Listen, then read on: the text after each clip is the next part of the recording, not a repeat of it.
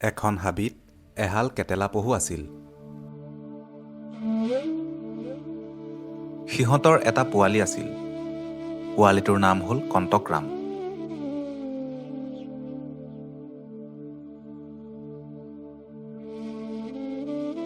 এবাৰ মাক দেউতাক অসুখত পৰিল আৰু তাক ফল মূল আনি দিব নোৱাৰা হ'ল।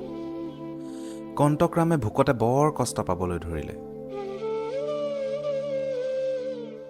মাক দেউতাকে তাৰ এই অৱস্থা দেখি বৰ দুখ পালে আৰু মাকে তাক ক'লে, বোপাই, হাবিৰ সিটোমূৰে এজোপা নাচপতি গছ আছে, তাৰে দুটামান খাই আহগৈ যা। কন্তকে ক'লে, তোমালোকে কি খাবা? মাকে ক'লে, আমি গা ভাল পালে খামগৈ, এতিয়া তয়ে খাগৈ যা। কন্তক্ৰামৰ বৰ দুখ লাগিল।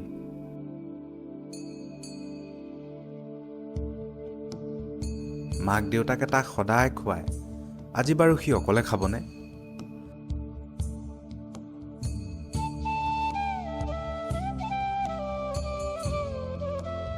তাকে ভাবি ভাবি সি গছৰ তল পালেগৈ আৰু দেখিলে যে গছত বহুতো পকা পকা নাচপতি লাগি আছে আৰু তলতো বহুত নাচপতি পৰি আছে।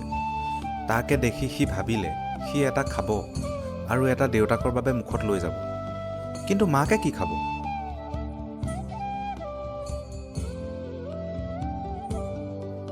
হঠাৎ তাৰ মনলৈ এটা বুদ্ধি আহিল। সি পৰি থকা নাচপতিবোৰ এঠাইত গোটালে আৰু তাৰ কাঁইটবোৰ থিয় কৰি ল'লে।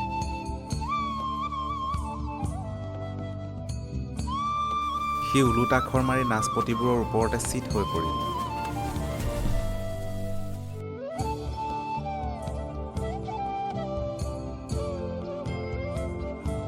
তাৰ পিঠিত নাচপতি লাগি ধৰিল আৰু সি ঘৰ পালেগৈ। তাৰ এই কাৰ্য দেখি মাক দেউতাকে মনত বৰ আনন্দ পালে আৰু আটায়ে নাচপতিকেইটা ভগাই খালে। মইনাহঁত, সাধুটোৰ পৰা আমি এটা কথাই শিকিব পাৰোঁ যে বলেৰে নোৱাৰা কাম বুদ্ধিৰে কৰিব পাৰি। সাধুটো চাই যদি তোমালোকে ভাল পালা, তেনেহ'লে চেনেলটো ছাবস্ক্ৰাইব কৰি দিবা আৰু ভিডিঅ'টোত লাইক এটা আৰু এটা কমেণ্ট কৰি দিবা।